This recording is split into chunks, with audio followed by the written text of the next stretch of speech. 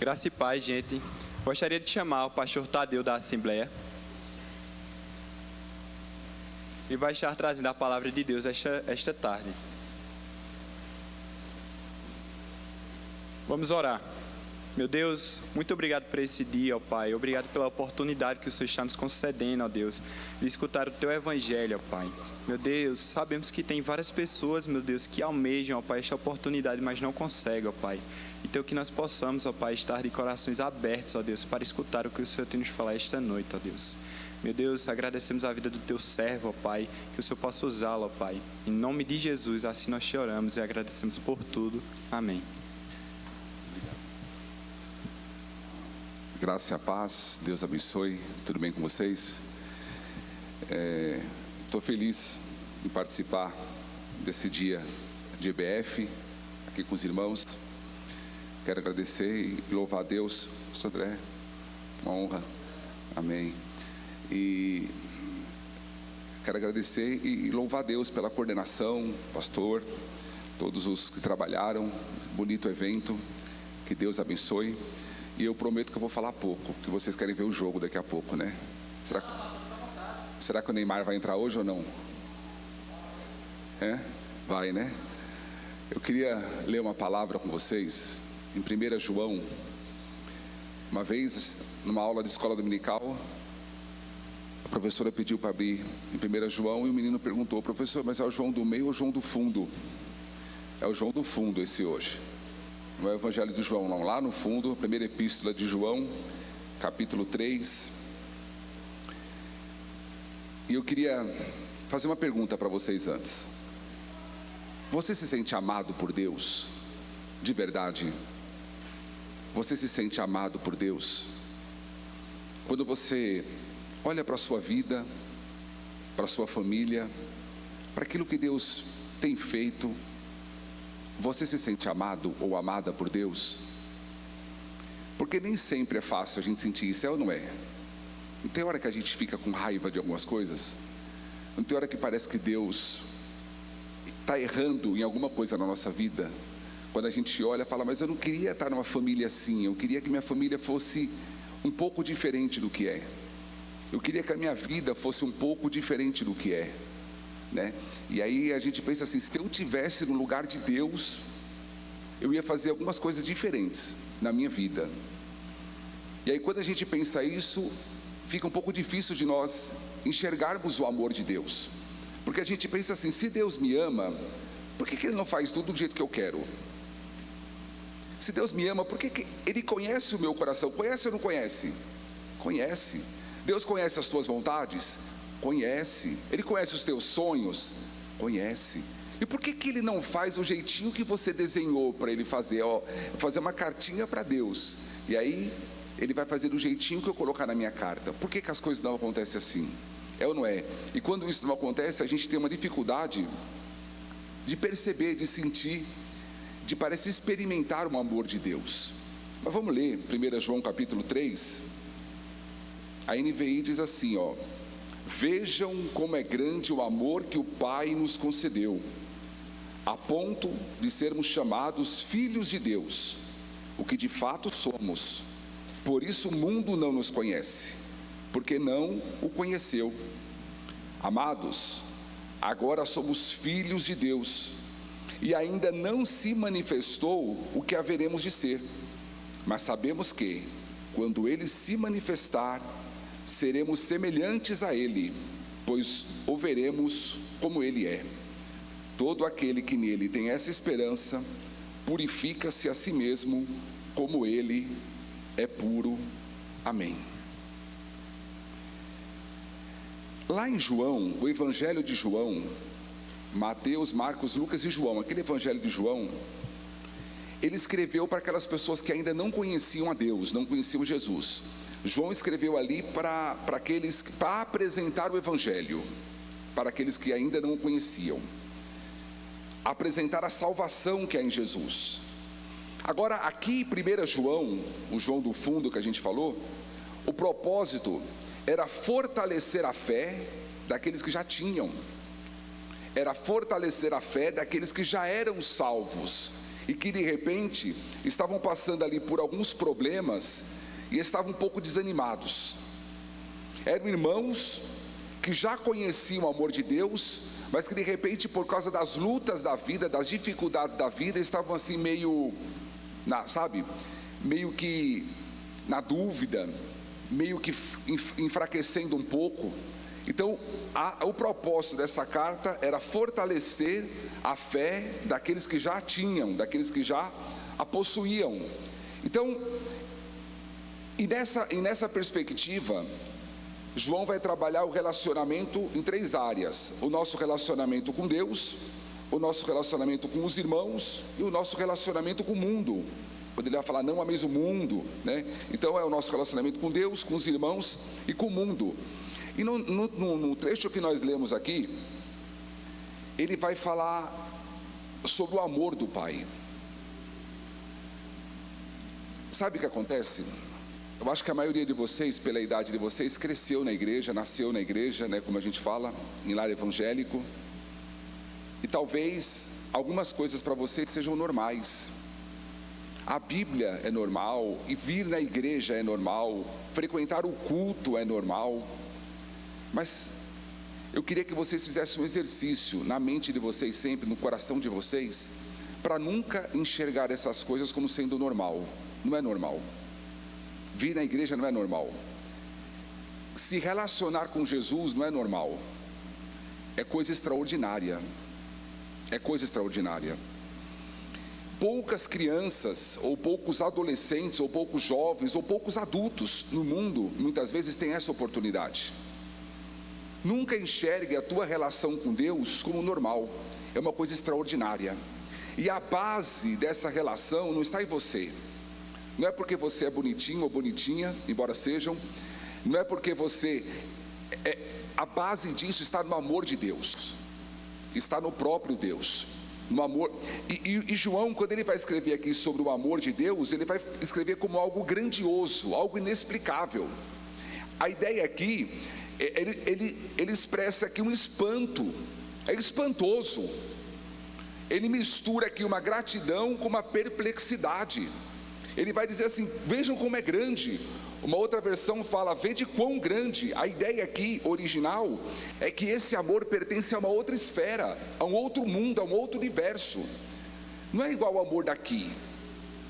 Porque o amor daqui, como é que é? O amor entre nós aqui. O amor entre nós, ele exige normalmente uma reciprocidade. Eu vou te amar se você me amar. Eu vou te amar se você fizer por onde. Eu vou te amar se você merecer. Eu vou te amar e vou continuar te amando só se você me der motivos para isso. O amor de Deus, João vai falar, é de outra esfera. Não tinha motivo nenhum, não tinha razão nenhuma, não tinha nada que ele pudesse olhar e falar assim: merece, eu vou amar porque merece. Nada disso. E mesmo assim ele nos amou. Então ele vai descrever o amor de Deus como sendo uma... Tanto é que a Bíblia vai dizer que esse amor nos causa constrangimento. Nós ficamos constrangidos por causa desse amor. Como que alguém me ama, né? Eu vou dizer uma coisa para os irmãos. E veja,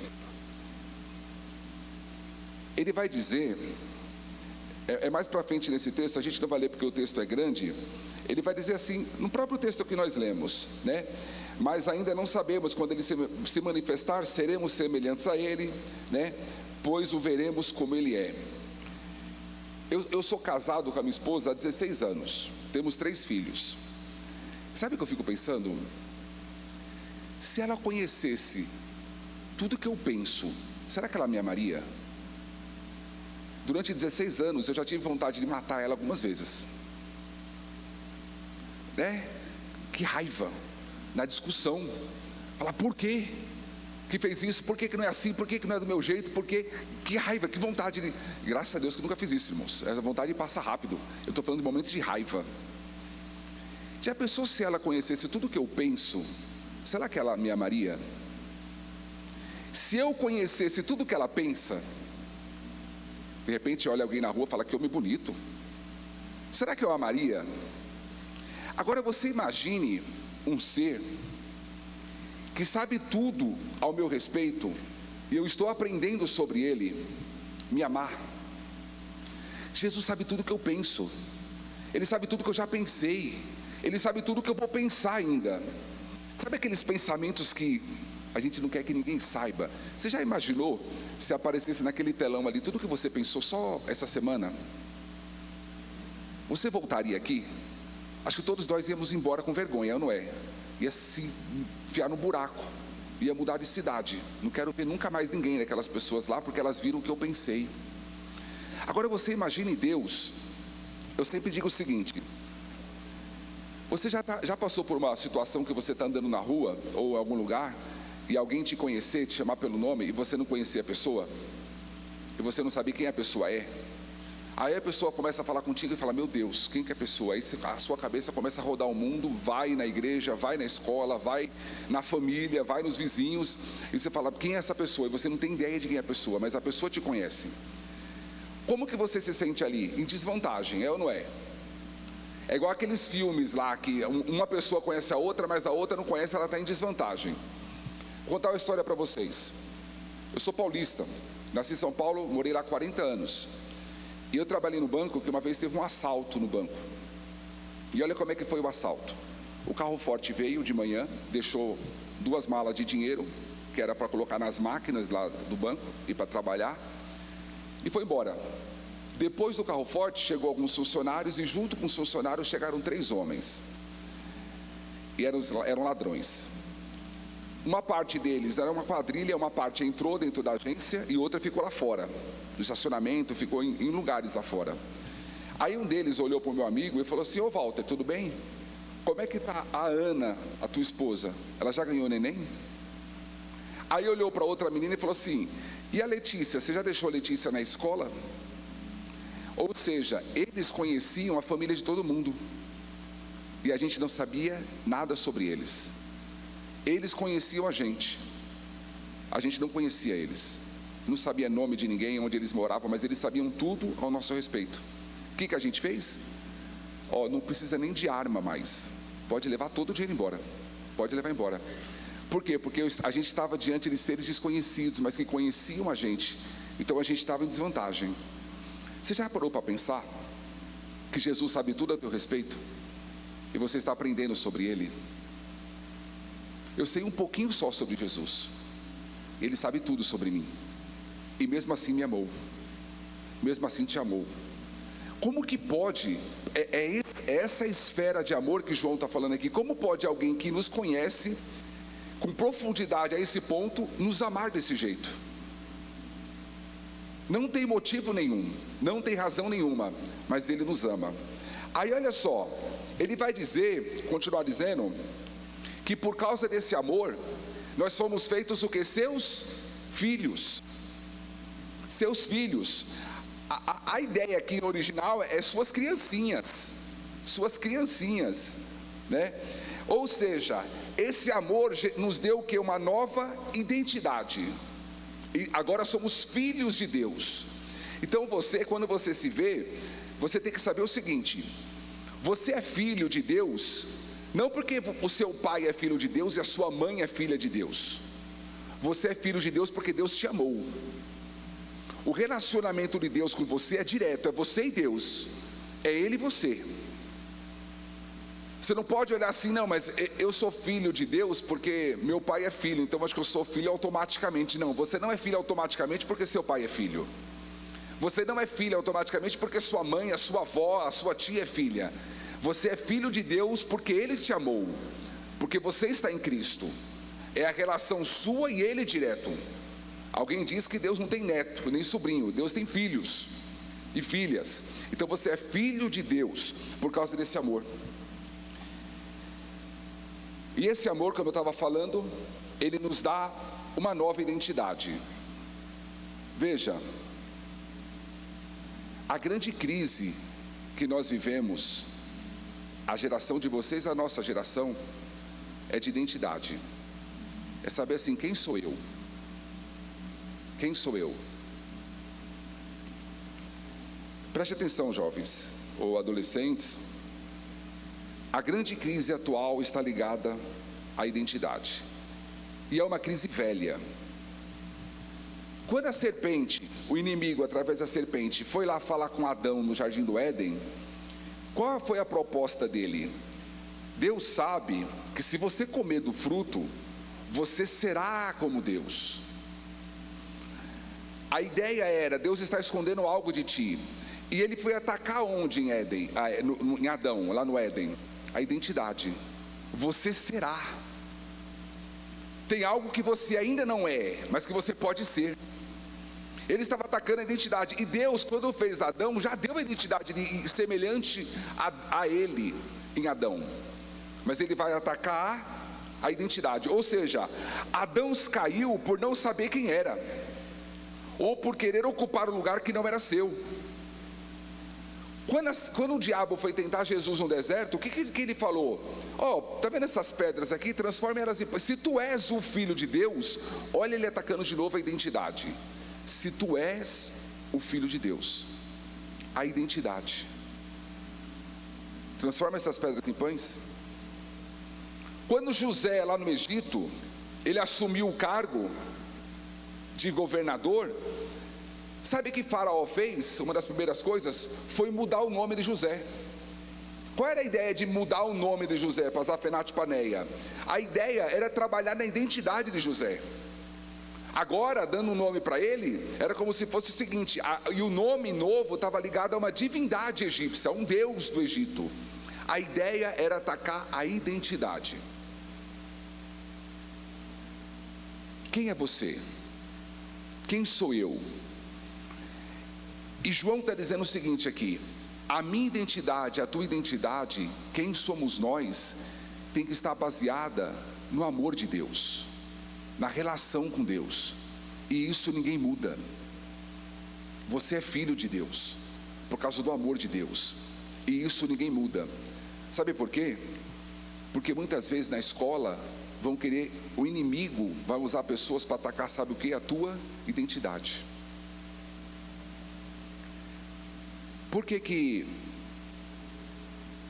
tem muitas pessoas hoje, é menino, mas não sabe se é menino, e aí vai se relacionar com o menino, e a menina vai se relacionar com a menina, ou se relaciona com as duas partes, qualquer coisa serve, porque há um problema na identidade. Quem sou eu? Quem Deus me fez ser? Quem Deus diz que eu sou? Então o amor de Deus está diretamente ligado à tua identidade, e a tua identidade deve estar firmada no amor de Deus. Deus diz, Deus me fez assim e ponto final.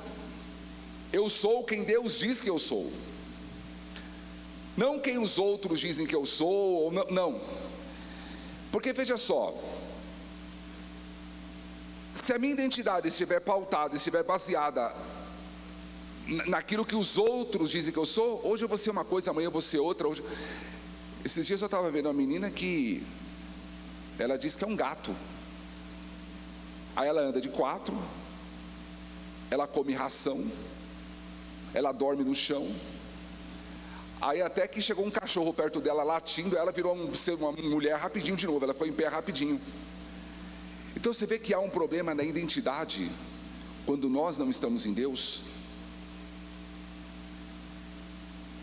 E aí João vai continuar dizendo, já vou daqui a pouco concluir, eu vou ser rápido, que o fato de nós sermos filhos filhos de Deus, nos torna muito diferentes dos filhos deste mundo, ao ponto do mundo não nos conhecer.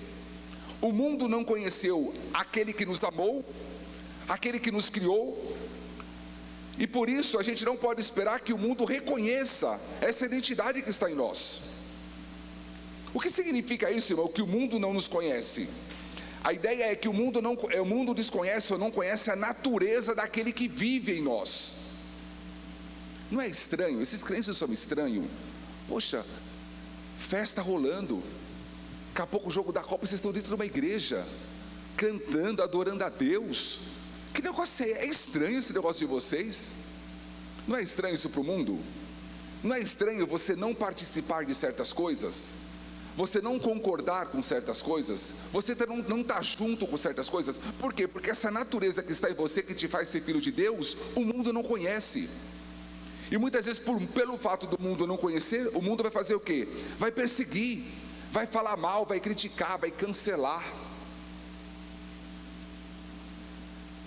A Bíblia diz assim, ó, a Bíblia, a mensagem, né, uma paráfrase: amigos, é exatamente isso que somos, filhos de Deus, e é apenas o começo. Olha que coisa maravilhosa. João está dizendo assim: o mundo estranha, o mundo não conhece, mas tem uma coisa: ainda não somos o que seremos. Isso é apenas o começo.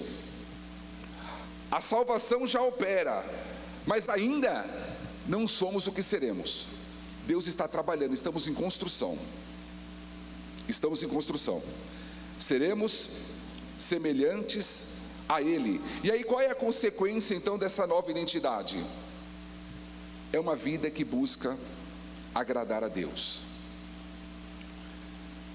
Somos perfeitos? Não. João mesmo vai dizer o seguinte: que aquele que diz que não peca, mente, e faz de Deus mentiroso. Pecamos. Mas uma coisa é aquele pecado que a gente comete por a gente ser falho, outra coisa é uma vida de pecado voluntária, intencional. Não, aí não. A gente luta contra o pecado, a gente busca, né, viver uma vida que agrada a Deus. Mas, aí João vai dizer assim: a obra de Deus ainda não está completa. Sabe? E por causa disso, muitas vezes nós falhamos. E aí João vai dizer assim: ó, quando você pecar, sabe o que você tem que fazer? Procure um advogado, ou procure ao advogado. Ele está falando de Jesus. Por quê? Porque vem um acusador. Vem um acusador. Quantas vezes o adolescente às vezes tem aquele pensamento, faz alguma coisa escondido, e aí vem aquela acusação: você está no culto, você está lá por causa dos seus pais, você é um mentiroso, você está lá enganando, você está lá com uma máscara. Sabe, ó, eu trabalho com famílias na igreja, e às vezes a gente vai atender um casal, aí é muito comum um casal falar assim, ó: a nossa vida é uma mentira. Mas por que é uma mentira? Não, porque ó, ele é viciado em pornografia, fica entrando na internet com pornografia, não sei o que, eu não aguento mais essa vida, tal. E aí você aconselha, você ajuda, tal. E aí você vai depois atender outra família da igreja: a nossa vida é uma mentira, a gente está devendo, a nossa vida financeira, a gente está devendo para um monte de gente, a gente não consegue pagar as contas, não sei o que, tal, eu não quero parar de ir na igreja, tal. Aí você vai lá, fortalece, ajuda. Aí você vai atender outro casal: a nossa vida é uma mentira, não sei o que, tal, ele me traiu, ela me traiu, tal, não sei o que. Aí sabe que você chega à ideia, a vontade que dá é de chegar no púlpito e falar assim: ó, vocês fazem isso, vocês isso, vocês isso. Sabe por quê? Para mostrar que todos nós temos falhas. E muitas vezes o inimigo acusa a gente para falar: você é um mentiroso, você está lá, todo mundo lá é certinho, só você que está errado. Todo mundo lá tem uma vida boa, só você que está assim. Ele mente nesse sentido. Por quê? Porque todos nós temos falhas e todos nós carecemos do amor de Deus. Não há ninguém aqui que fala: não, a minha vida é perfeita, pode colocar todos os meus pensamentos ali que não vai ter nada para me acusar. Todos nós temos falhas. E às vezes o inimigo vem acusar a gente de coisas que a gente fez, às vezes de alguma coisa que a gente não está conseguindo vencer, como se nós estivéssemos excluídos. Todo mundo lá é filho de Deus, menos você. Veja, as nossas falhas não podem mudar a nossa identidade em Deus. Não pode. Que muitas vezes, sabe o que acontece? O nosso próprio coração nos acusa, e João vai falar sobre isso nessa mesma epístola. Muitas vezes o nosso coração não nos perdoa, o nosso coração está lá, ó, sem aceitar.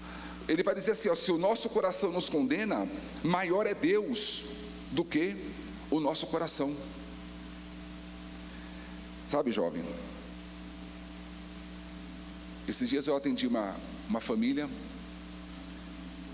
que é só na assembleia essas coisas, né? Eu acho. Tá filmando, pastor? Tá gravando? Não, né? Tá transmitindo? Só aqui mesmo, né? Muitas vezes um ambiente muito religioso.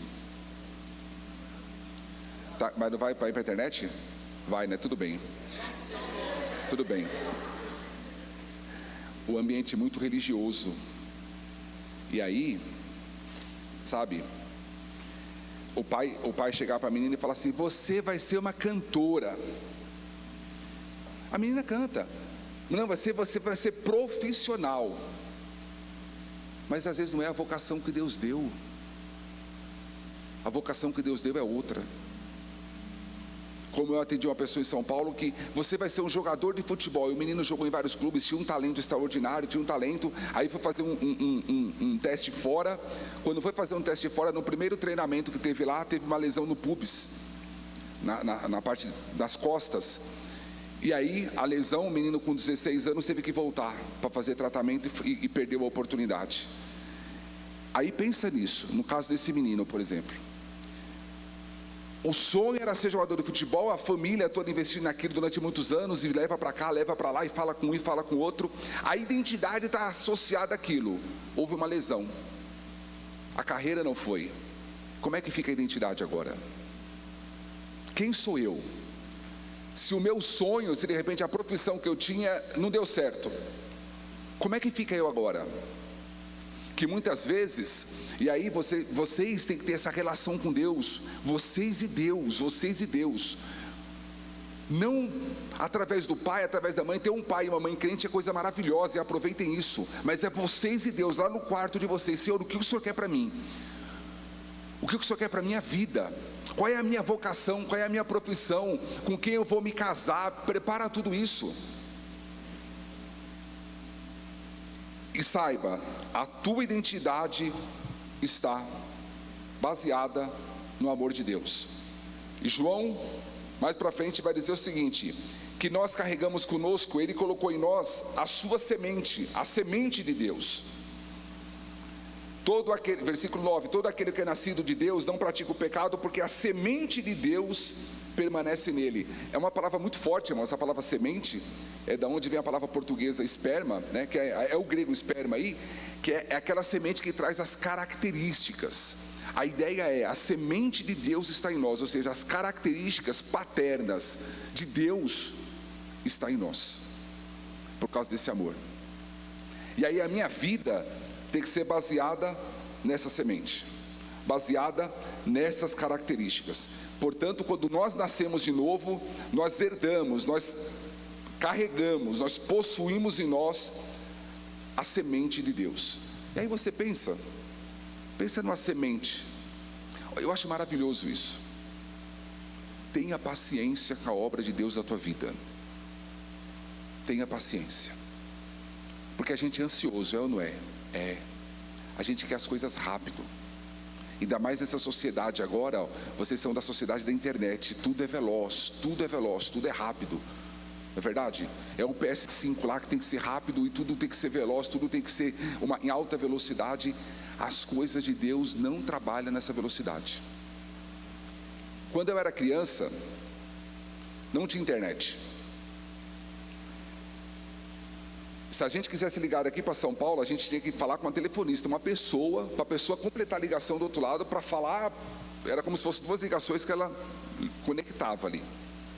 Demorava muito. Sabe quanto tempo naquela época uma pessoa demorava para nascer? 9 meses. Hoje vem a internet, carro elétrico, jato supersônico. A pessoa hoje, se ela quiser, ela toma café da manhã em Nova York e almoça em Paris. Muito rápido. Sabe quanto tempo a pessoa demora para nascer? 9 meses. Porque Deus não age na nossa pressa. Deus não age na nossa ansiedade. Então você tem que ter paciência com a obra de Deus na tua vida. Pare e pense. quando ele fala aqui da semente. Pega uma semente de melancia. Semente de melancia parece com a melancia? Não podia ser uma melancia pequenininha assim, ó, bem igualzinha a melancia, mas pequenininha. Aí a gente plantava, nascia um pé de melancia, um monte de melancia grande? Não. A semente não tem nada a ver com a fruta. É com a ideia aqui do apóstolo João. O que Deus está fazendo na tua vida, você hoje só consegue enxergar uma semente. Nesse processo você vai falhar, você vai errar, você vai dar com a cara na parede muitas vezes, mas deixa Deus trabalhar, deixa Deus agir. Talvez você não tenha a família que você sonha, talvez você não mora na casa que você sonha, não estuda na escola que você sonha, nada do jeito que você sonha. Deixa Deus trabalhar. Se nós chegássemos para José, já estou acabando, chegássemos para José e falasse assim: José, mas vamos pensar, em que fase que a gente chegaria em José? José está na prisão, já passou pelo calabouço, já foi vendido pelos irmãos, já trabalhou de escravo numa casa, já foi tentado por uma mulher, já resistiu à mulher. Por causa da resistência, da fidelidade, ele vai para a prisão. Aí você chega na prisão lá para José e fala: José, você se sente amado por Deus? Qual seria a resposta dele?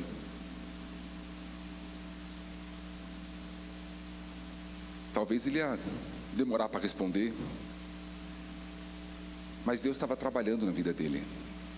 Deus está trabalhando. Acredite nisso, jovem. Deus está trabalhando na tua vida. Tem coisa que você não vai enxergar, não está vendo ainda. Tem coisa que você não está nem sentindo ainda, você não tem nem ideia. Mas tenha relação com Deus.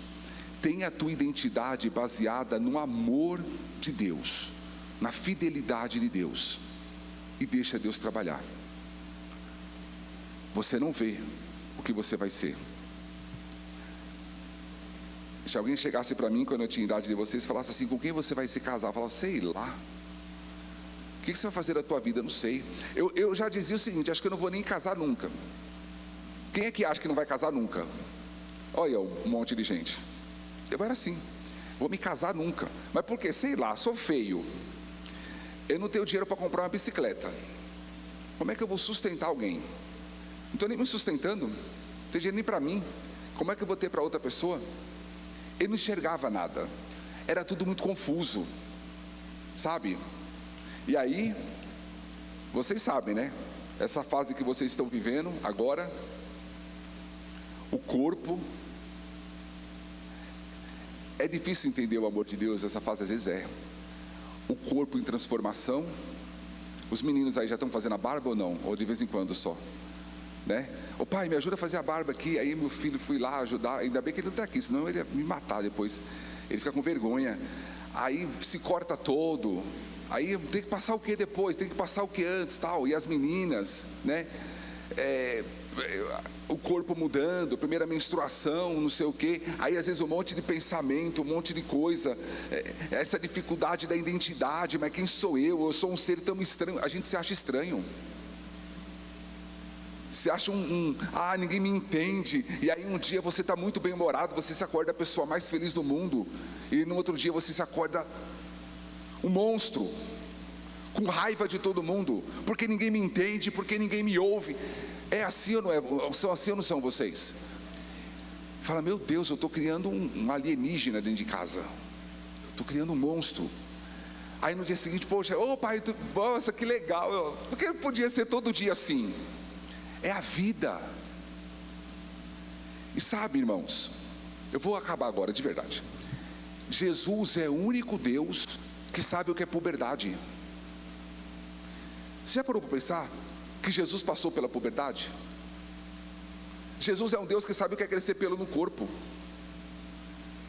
É um Deus que sabe, eu não sei se a barba eles não faziam, né? Mas sabe o que é as primeiras coisas da vida, sabe os desafios. Então quando você tiver com dificuldade nessa área, conversa com Ele, fala para Ele, e Ele vai te entender plenamente. Ele vai te... eu sei, meu filho, o que é isso.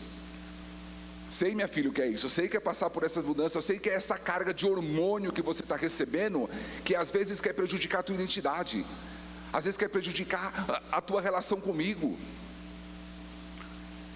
Essa carga que às vezes faz o teu humor mudar em relação a mim, em relação a Jesus, em relação a Deus. Um dia se sente a princesa do pai, outro dia se sente desviada. Um dia está Jesus, volta hoje Jesus, outro dia fala Jesus, não volta não, senão eu estou enrolado. Jesus entende tudo isso, mas que a tua identidade não dependa do teu humor. É um exercício mental, fala, hoje eu estou de mau humor, mas isso não muda quem eu sou diante de Deus. Hoje eu estou irritado, eu estou irritada, mas isso não muda a minha relação com Deus. Eu continuo sendo filho, eu continuo sendo filha, a minha identidade está nele. Estou irritado com todo mundo, mas isso não faz Deus me amar menos, nem me amar mais. Ele me ama igual, Ele me ama perfeitamente em todos os momentos. Que Deus abençoe vocês, que Deus abençoe a identidade de vocês. E eu volto a dizer, é vocês e Deus. Pai e mãe crente é muito bom, mas é você e Deus. Converse com Jesus como você conversa com um amigo. Fala, Jesus, vem aqui, eu quero orar com o Senhor, vamos farmar a aura, né? Jesus sabe o que é 6-7, Jesus entende tudo disso. Eu costumo dizer, olha só, finalizo com isso, Jesus entende de tudo. Jesus sabe o que é farmar a aura, o que é 6-7, Jesus sabe. Eu costumo dizer o seguinte, meu filho, se você for jogar a FIFA com Jesus no PlayStation, Jesus vai golear você. Sabe por que eu estou falando isso? Parece brincadeira, sabe por quê? Porque muitas vezes a gente acha que Jesus está na igreja. A gente acha que Jesus não entende de geografia, não entende de matemática, não entende de literatura, de redação. A gente acha que Jesus não entende das lutas que a gente passa na escola. A gente acha que Jesus não entende de puberdade. Sabe o que eu acho lindo na Bíblia?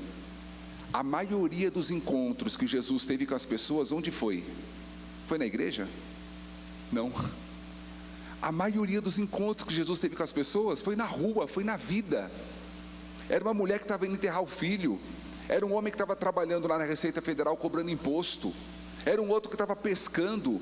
Jesus teve encontro com as pessoas, foi na vida, foi nas coisas da vida. A maioria dos encontros que Jesus teve com as pessoas não foi no domingo, foi nos dias da semana, foi nas lutas diárias. Jesus entende a tua luta diária. Entra no teu quarto e converse com Ele como você conversa com um amigo. Adquira intimidade com Ele. Faça isso todos os dias. Que Deus abençoe vocês, em nome de Jesus. Vamos orar? Vamos ficar em pé?